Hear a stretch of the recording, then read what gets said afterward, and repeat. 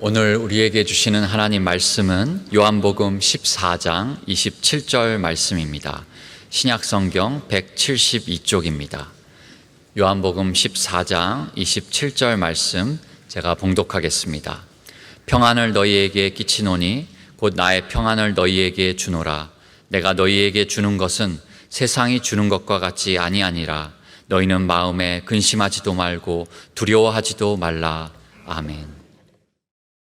모든 사람들에게는 공통적으로 꼭 필요한 것들이 있습니다.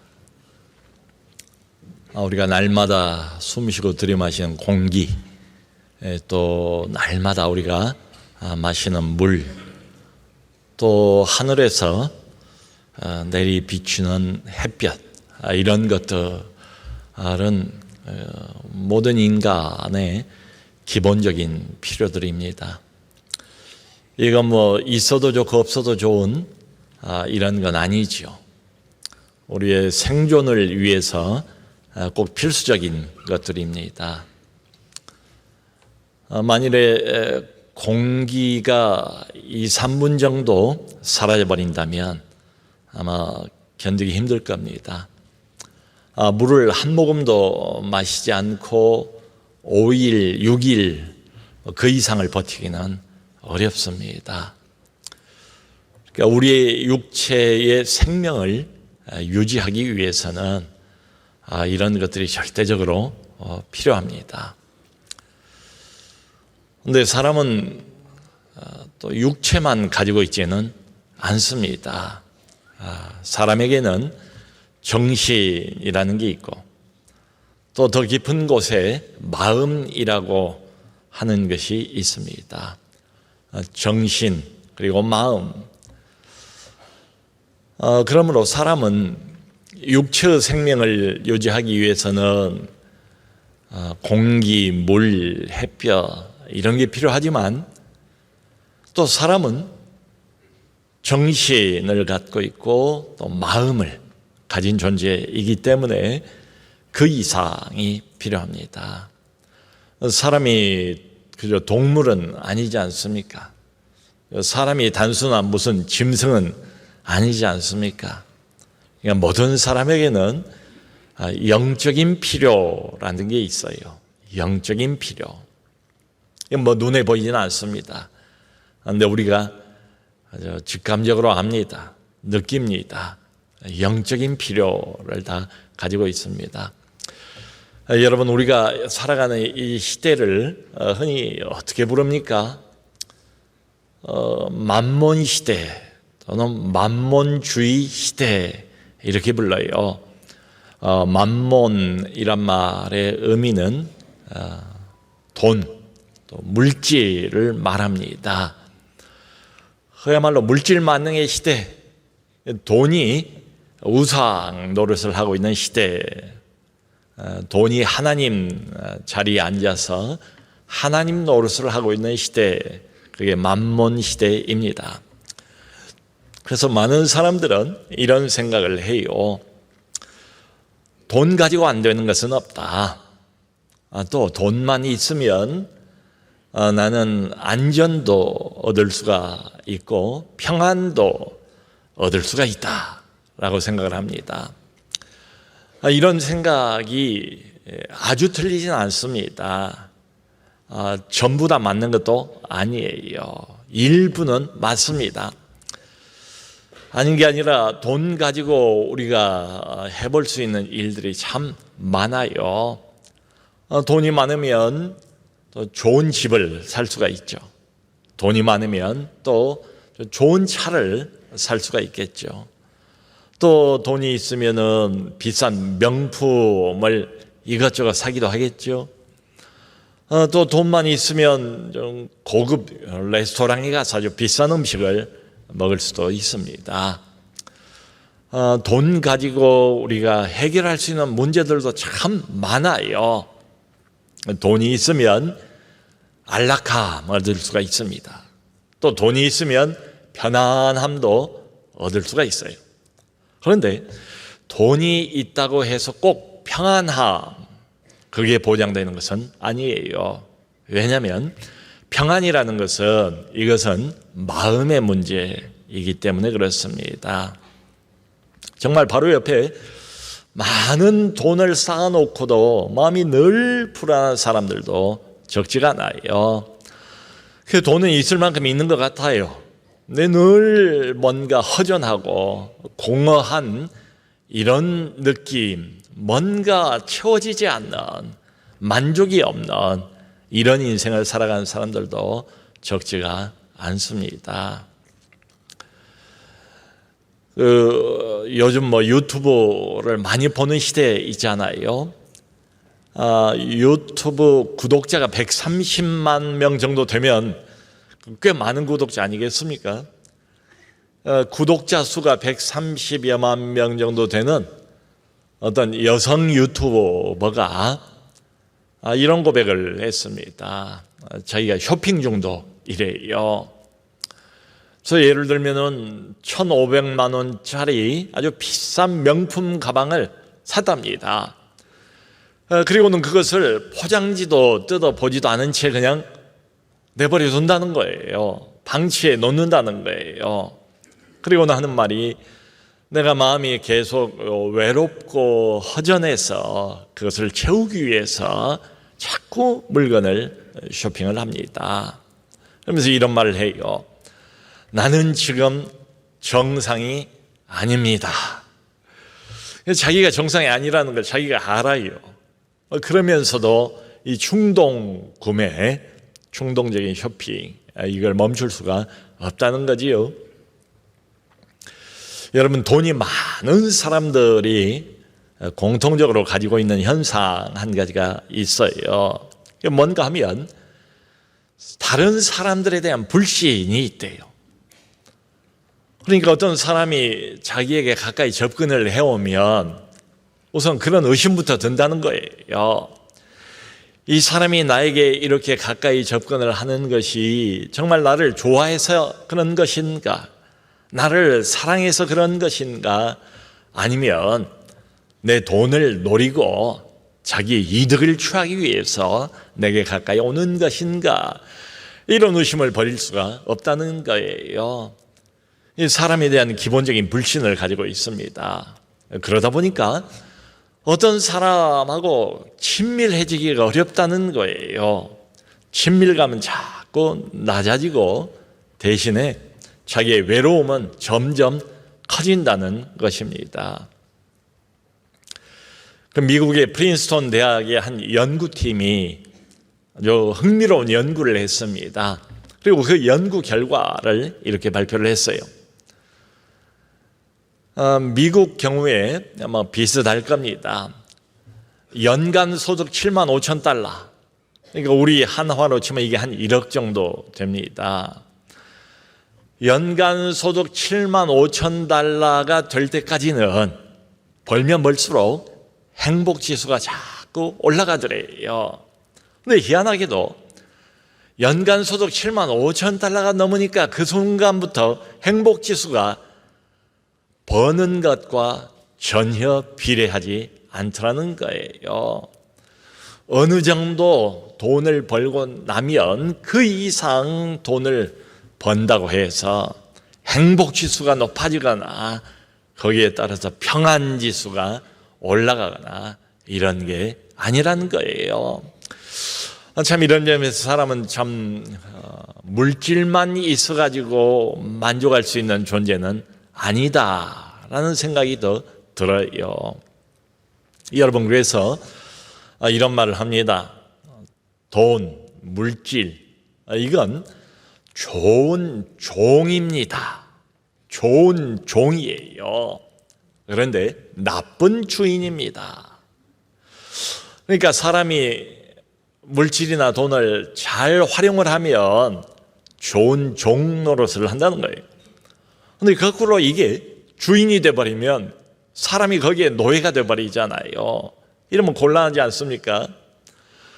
그러니까 돈과 물질이 있으면 어떤 편리함, 이런 걸 얻을 수가 있어요. 그런데 그것이 꼭 평안함, 마음속에 깊은 만족과 평안을 보장하는 것은 절대로 아니에요. 그런데 오늘 성경 말씀을 보면 예수께서 다른 종류의 평안 한 가지를 말씀을 하세요. 우리가 읽었던 요한복음 14장 27절 예수께서 이렇게 말씀하십니다. 제자들에게 하시는 말씀이에요. 나의 평안을 너희에게 주노라. 나의 평안을 너희에게 주노라. 말 그대로 나의 평안이니까 마이 피스 아니겠습니까? 그러니까 이 평안은 원래 예수님 거예요. 예수님의 평안이에요. 원래는 예수님에게만 있었던 평안이에요. 그리고는 이어서 하시는 말씀이 내가 너희에게 주는 이 평안은 세상이 주는 것과 같이 아니하니라. 세상은 편안함을 주고 안락함을 줄 수 있을지 모르겠어요. 그런데 세상은 예수께서 말씀하시는 이 평안을 줄 수는 없대요. 그러니까 지금 예수께서 말씀하시는 이 평안은 세상에는 없는 평안이에요. 우리가 한 번도 경험을 해보지 못한 이런 평안이에요. 아무리 눈을 씻고 내 안을 들여다봐도 내 안에는 이런 평안이 없습니다. 또 내가 아무리 노력하고 애를 써서 얻으려고 해도 이 평안은 얻을 수가 없어요. 지금 예수께서 말씀하신 이 독특한 평안, 이 새로운 평안, 이 영적인 평안, 이 세상에는 없는 평안, 어떤 사람도 그 무엇도 우리에게 결코 줄 수 없는 이 평안은 하늘로부터 오는 평안입니다. 하나님이 우리에게 주시는 평안이에요. 하나님께서 어떤 보상이나 대가로서가 아니라 우리에게 선물로 주시는 평안, 그게 여기 말씀하시는 평안이에요. 여러분, 우리가 환경이 늘 바뀌잖아요, 살아가면서. 근데 소위 말하는 어떤 외적인 조건 때문에 어떤 평안을 갖게 됐다면 그 외적 조건이 없어지면 그 평안함도 사라져버리고 말 거예요. 만약에 많은 돈 때문에 내가 평안이 있었다면 돈이 사라지고 나면 이 평안도 끝입니다. 만일에 어떤 내가 갖고 있는 권력 때문에 이 평안함이 있었다면 그 권력을 잃어버리면 평안도 잃어버리게 될 겁니다. 만일 사람들이 내게 보내주는 박수갈채와 인기 때문에 이 평안함이 있었다면 그게 그쳐지면 이 평안함도 안개 사라지는 것처럼 금방 사라져버리고 말 거예요. 근데 여기 예수께서 말씀하시는 이 평안, 이 독특한 평안, 우리 모두에게 필요한 이 평안은 외적인 환경, 외적인 조건 이거하고 전혀 상관이 없습니다. 이 평안은 하나님과 나와 하나님 이 둘 사이에 맺는 관계, 인격적인 관계, 끈끈한 관계, 친밀한 관계 때문에 오는 평안이에요. 지금까지도 바로 우리 머리 위에 우리가 이고 살고 있는 북한은 특별한 나라입니다. 해마다 기독교 박해 국가를 이렇게 조사를 해요. 그런데 부동의 1, 2위 그게 바로 북한입니다. 정확하게 통계를 내기는 어려워요. 그런데 국제 인권단체들과 미 국무부 보고에 따르면 대놓고 북한에서 신앙생활 할 수는 없어요. 그러면 정치범으로 몰립니다. 체제를 심각하게 위협하는 사람들, 위험한 인물들이라고 생각을 해요. 그렇게 신앙생활을 하다가 걸리면 정치범 수용소로 보내지기도 해요. 그럼에도 불구하고 아직도 북한 땅에서 몰래 지하에서 숨어서 신앙생활을 하는 사람들이 적어도 20만 명, 많으면 40만 명 정도로 봐요. 그 중에서 약 5만 명 정도는 이제 신앙생활 하다 발각이 되어서 수용소에 갇혀 있는 사람들 5만에서 7만 정도를 봅니다. 근데 북한을 탈북을 해서 남한으로 내려온 사람들이 꽤 되잖아요. 그 사람들의 이야기를 들어보면 이런 게 있어요. 그때 당시에 자기는 신앙생활을 하는 사람이 아니었대요. 근데 자기 옆방 감옥이지요. 옆방 감옥에 예수 믿는 사람들이 갇혔는데 그 사람들은 밤마다 찬송을 하면서 기뻐하더라.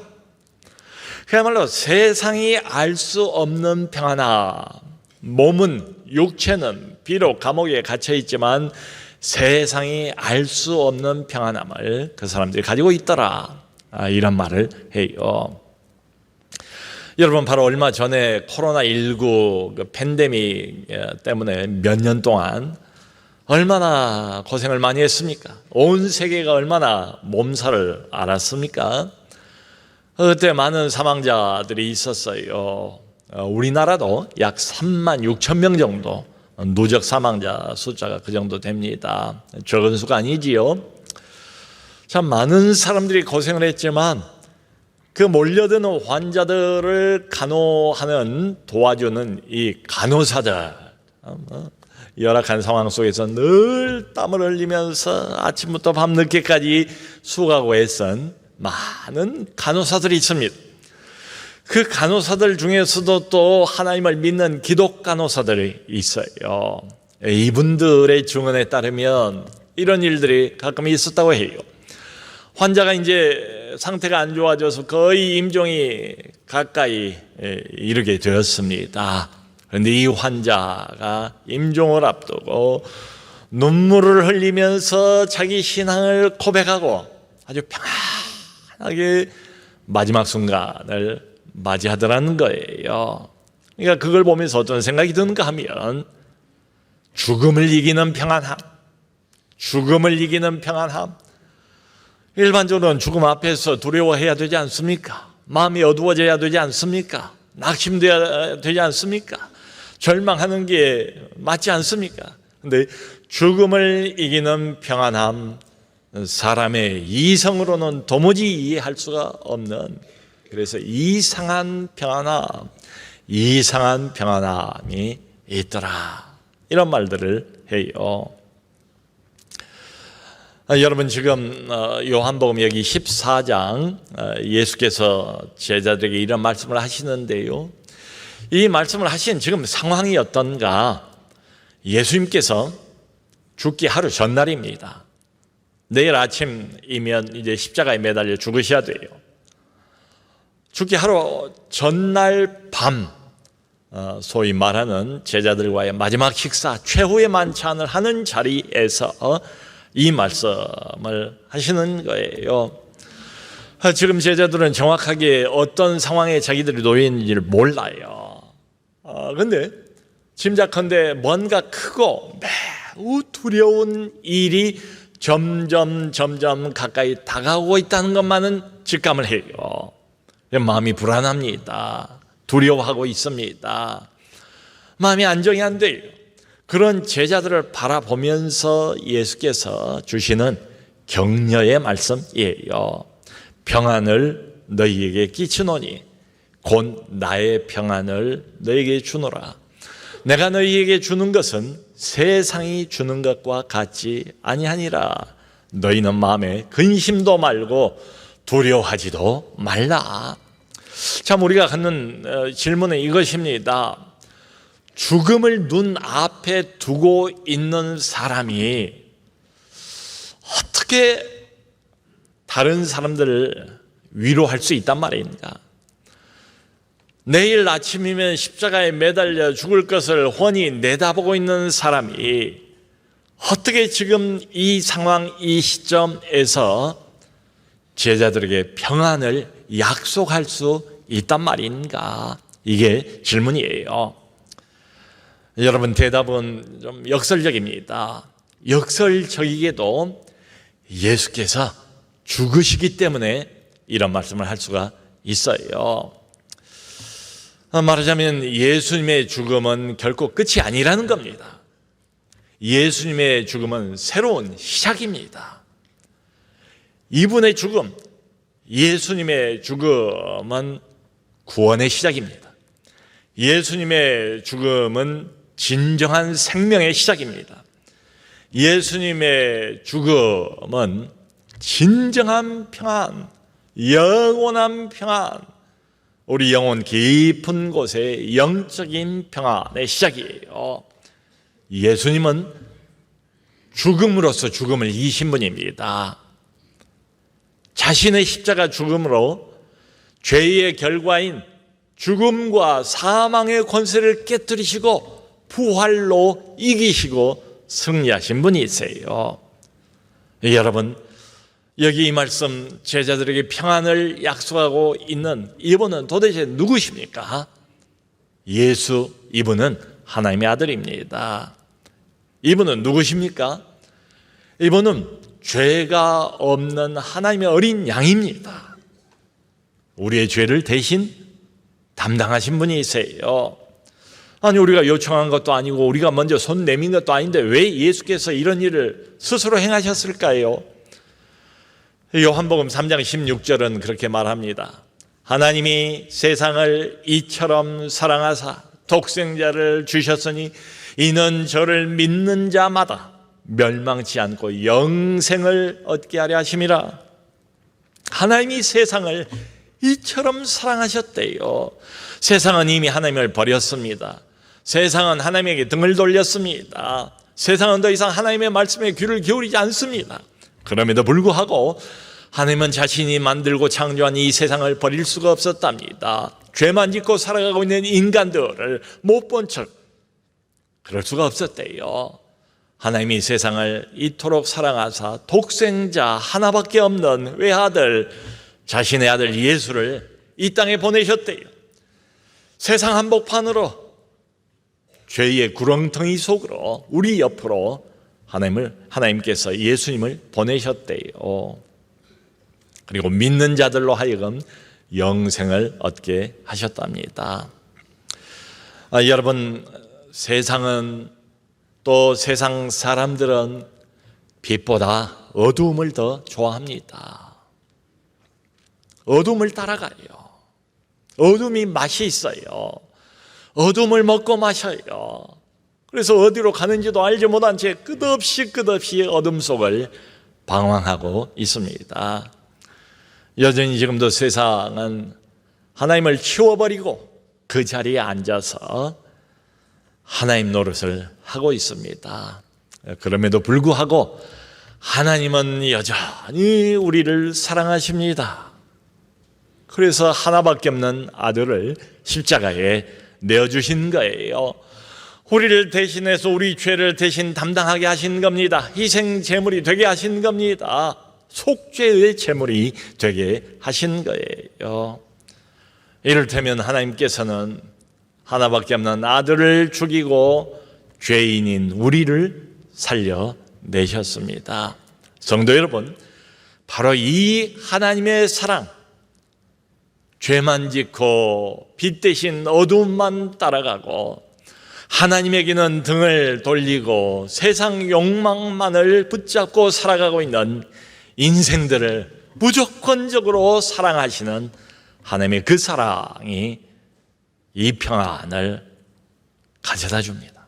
하나님의 그 사랑, 우리를 향한 그 사랑, 한 사람 한 사람을 향한 그 사랑, 하나님의 사랑, 그 무조건적인 사랑이 영원한 평안을 우리에게 가져다 줘요. 4세기에 위대한 신학자이고 또 탁월한 목회자였던 사람이 성 어거스틴이었습니다. 어거스틴은 머리가 아주 명석했어요. 그래서 이미 젊은 나이 때부터 수사학, 그때는 수사학이 굉장히 중요한 학문이었습니다. 수사학자로 이름을 날렸고 밀라노에서 수사학의 교수로 재직을 하고 있었습니다. 이런 나이부터 명성을 얻었어요. 근데 동시에 어거스틴은 방탕한 삶을 살았습니다. 아주 어린 나이부터 결혼도 하지 않고 어떤 여자하고 오랫동안 동거를 했어요. 하나님을 몰랐지요. 근데 어머니가 모니카입니다. 어머니 모니카가 방탕한 아들, 똑똑한 아들, 하지만 어둠 속에서 방황하고 있는 이 아들을 마음에 품고 무려 17년 동안을 기도합니다. 날마다 끊임없이 이 아들을 위해서 엄마가 마음을 담아서 눈물로 하나님께 기도를 해요. 하나님이 그 기도를 들으시고 어거스틴 나이가 32살이었을 때 드디어 빛을 만납니다. 하나님께로 돌아와요. 예수 그리스도를 영접합니다. 그리고는 남은 평생을 하나님께 헌신을 합니다. 그 이후로는 독신으로 살아요. 그러면서 정말 위대한 여러 작품들을 많이 남깁니다. 기독교 신학의 기초를 그가 마련을 해요. 그 중에 하나가 고백록이라는 책입니다. 자신의 삶을, 자신의 인생 여정을 마음을 담아 하나님께 고백하는 심정으로, 마치 간증하는 심정으로 기록한 책이에요. 근데 그 고백록 1권 1장 맨 처음 서두를 보면 이런 말이 있어요. 창조주 하나님이여, 우리는 하나님께서 만드신 피조물입니다.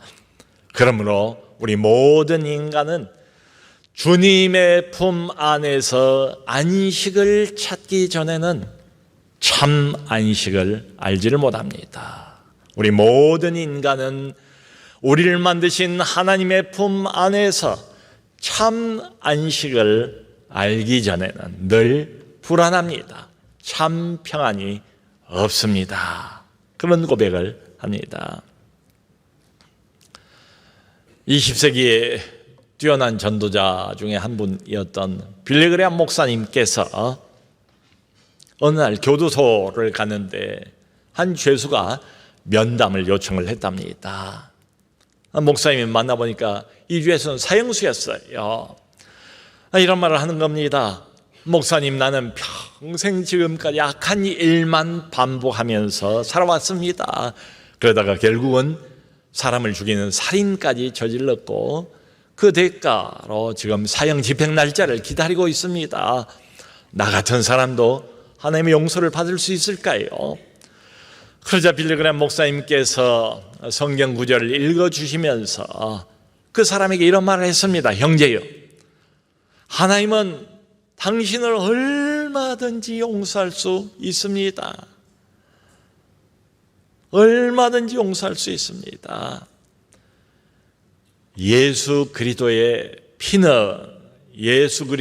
피는 당신의 죄보다 훨씬 더 큽니다. 예수께서 십자가 위에서 나를 위해 흘려주신 그 피는 당신의 죄보다 훨씬 더 큽니다. 그러므로 형제여, 오늘 형제가 이 자리에서 진심으로 회개하고 뉘우치고 하나님께로 돌아오면 이 장소는 사형장이 아니라 천국의 문이 될 수 있습니다. 이 말을 듣고 그 사형수는 당장에 무릎을 꿇고 눈물을 흘리면서 회개하고 자신의 남은 인생을 하나님의 손에 맡겼습니다. 예수 그리스도를 구주로 영접을 했습니다. 최근에 저희 교회에 출석하기 시작하신 어떤 성도님이 계세요. 제가 이런 말씀을 들었어요. 누구를 따라서 온 것도 아니래요. 그냥 어느 날 혼자 나오셨다는 거예요. 그것도 주일날 나오시는 것이 아니라 평일날 어찌 보면 우연히 교회로 오게 됐다는 거예요. 근데 사실은 따지고 보면 결코 우연이 아니지요. 하나님이 인도하신 것이지요. 이 여성분이 너무도 마음이 불안하더랍니다. 너무도 마음이 허전하고 공허하고, 그러니까 그 마음을 스스로 가눌 길이 없는 거예요. 그리고는 자기도 모르게 그저 발길 가는 대로 가다 보니까 교회에 와 있더라는 거예요. 주일날도 아닌데. 근데 마침 그때에 우리 교회 두 분 집사님이 그 자리에 계셨대요. 이 여성을 만나고 사연을 듣고 이분들 마음속에 짚이는 게 있었겠지요. 하나님께서 찾는 사람 아닌가? 하나님이 보내주신 사람 아닌가? 하나님을 만나야 할 사람, 예수님을 만나야 할 사람이 아닌가? 그 자리에서 교회를 소개하고 하나님을 소개하고 복음을 전하고 그리고 저희 교회 등록해서 아주 착실하게 신앙생활을 하고 계시다는 겁니다. 여러분, 오늘 인도자를 따라서 이 자리에 처음 오신 분들, 교회란 데를 처음 나와보신 분들도 있을 거예요. 굉장히 생소하고 낯선 장소, 낯선 분위기일지 모르겠습니다. 근데 절대로 우연은 아닙니다. 아까 그 여성도 말씀을 드린 것처럼 여러분들을 위한 오랜 시간의 기도가 있었습니다. 누군가가 바로 옆에 있는 분이, 인도자가 오늘 처음 오신 VIP들을 위해서 마음속에 이름 석자를 품고 기도하고 마지막에는 금식까지 하면서 기도하고 그 기도를 우리 하나님께서 들으셨습니다. 절대로 우연이 아닙니다. 살아계신 전능자 하나님, 영원하신 그분, 눈에 보이진 않지만 분명히 살아계시는 그분, 어거스틴이 만났던 그분, 사형수가 마지막 순간에 만났던 그분, 그리고 마음속에 세상이 줄 수 없는 영원한 평안을 허락하셨던 그분은 여전히 우리를 만나기를 원하십니다. 모두에게 손을 벌리고 초청장, 예수 그리스도의 피 묻은 초청장을 우리에게 전달하시기를 원하십니다. 우리를 인격적으로 만나기를 원하십니다. 모쪼록 오늘 하나님께서 여러분에게 내미신 그 초청장 거절하지 마시고요, 뿌리치지 마시고요, 그것을 받으시고 예수께서 말씀하시는 이 영원한 평안, 하나님이 주시는 평안, 세상에는 없는 평안, 내가 그토록 목말라 하고 이 세상에서 찾아보려고 애써왔던 그 평안, 궁극적인 평안, 내 영혼에 깊은 만족을 줄 수 있는 유일한 평안, 그리스도 안에서 이 평안을 얻고 누리는 우리 모두가 될 수 있기를 주 예수 그리스도 이름으로 축원합니다.